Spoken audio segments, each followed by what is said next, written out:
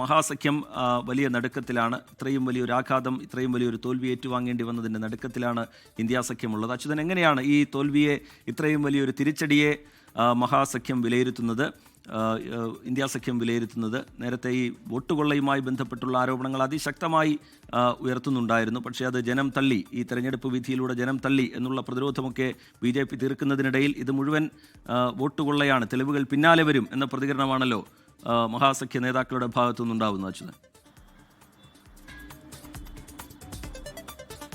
Rijith, vote ചോരിയുമായി ബന്ധപ്പെട്ട്, അതായത് SIRന്റെ പ്രാരംഭഘട്ടത്തിൽ തന്നെ അത് വോട്ട് ചോരി എന്ന നിലയിൽ രാഹുൽ ഗാന്ധി നേതൃത്വം നയിച്ച യാത്ര അത് ബീഹാറിലാണ് ഉടനീളം ഗ്രാമഗ്രാമാന്തരങ്ങൾ തോറും പര്യടനം നടത്തിയത്. പക്ഷേ അതിൻ്റെ യാതൊരു ഫലവും ഈ തെരഞ്ഞെടുപ്പിൽ ഉണ്ടായില്ല എന്നതാണ് ഫലം. ഇന്നലെ തെരഞ്ഞെടുപ്പ് ഫലം പുറത്തു വരുമ്പോൾ നമുക്ക് കാണാൻ കഴിഞ്ഞത് 2 അക്കം പോലും ജയിക്കാൻ കോൺഗ്രസിന് സാധിച്ചില്ല. RJDക്കും കാര്യമായി മുന്നേറ്റം ഉണ്ടാക്കാൻ കഴിഞ്ഞില്ല എന്ന് തന്നെയാണ് നമുക്ക് ആ തെരഞ്ഞെടുപ്പ് ഫലം വിലയിരുത്തുമ്പോൾ മനസ്സിലാക്കാൻ കഴിയുന്നത്.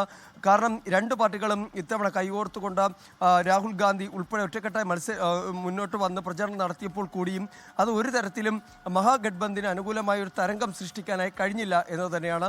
തൊട്ടു പിന്നാലെയാണ് പലതരത്തിലുള്ള പൊട്ടിത്തെറികൾ കൂടി ഉടലെടുത്തിരിക്കുന്നത്. കോൺഗ്രസിനെ സംബന്ധിച്ച കോൺഗ്രസ് ഈ തെരഞ്ഞെടുപ്പ് പരാജയം പഠിക്കും എന്ന് പറയുന്നുണ്ട്. പക്ഷേ അത് കഴിഞ്ഞ തെരഞ്ഞെടുപ്പ്, അതായത് ഹരിയാന ഉൾപ്പെടെയുള്ള തെരഞ്ഞെടുപ്പ് പരാജയവുമായി ബന്ധപ്പെട്ടും ഇതുവരെയും കോൺഗ്രസിന് അതിലെന്താണ് സംഭവിച്ചത് എന്നൊരു വ്യക്തതയിലേക്ക് എത്തുവാൻ ഇതുവരെയും കഴിഞ്ഞിട്ടില്ല. ബീഹാറിലും കോൺഗ്രസിനെ സംബന്ധിച്ച് ദയനീയമായിട്ടുള്ള പരാജയമാണ് ഇക്കുറി ഉണ്ടായിരിക്കുന്നത്. അപ്പോൾ സ്വാഭാവികമായും കോൺഗ്രസിന് അത് കാര്യമായി തന്നെ ഗൗരവത്തോടു കൂടി തന്നെ അത് വിലയിരുത്തേണ്ടി വരും. RJDയെ സംബന്ധിച്ചും ഏറെ ബലക്ഷയമാണ് ഉണ്ടായിരിക്കുന്നത്.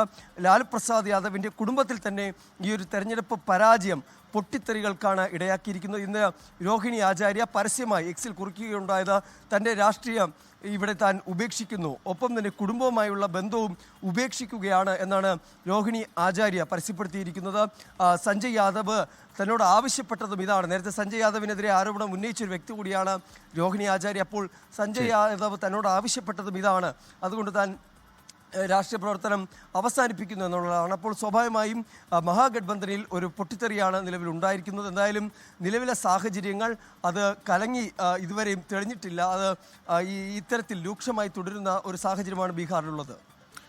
ശരി, അച്യുതൻ ഡൽഹിയിൽ നിന്ന് വിശദാംശങ്ങൾ പങ്കുവയ്ക്കുകയായിരുന്നു. NDA സർക്കാർ രൂപീകരണ ചർച്ചകളിലേക്ക് സജീവമായി കടന്നിട്ടുണ്ട്. ചില ആശയക്കുഴപ്പങ്ങളൊക്കെ നിലനിൽക്കുന്നുണ്ടെങ്കിലും ചൊവ്വാഴ്ചയോടുകൂടി സത്യപ്രതിജ്ഞാ ചടങ്ങ് നടത്താൻ കഴിയും എന്ന പ്രതീക്ഷയിലാണ് NDA ഉള്ളത്. ലോകത്തെവിടെയായാലും ഏത് സമയത്തും 24 വാർത്തകളും ഓഗ്മെന്റഡ് റിയാലിറ്റി പാക്കേജുകളും എക്സ്പ്ലെയിനറുകളും വിശദമായി കാണാൻ ഞങ്ങളുടെ YouTube ചാനൽ നിങ്ങൾക്ക് സബ്സ്ക്രൈബ് ചെയ്യാം.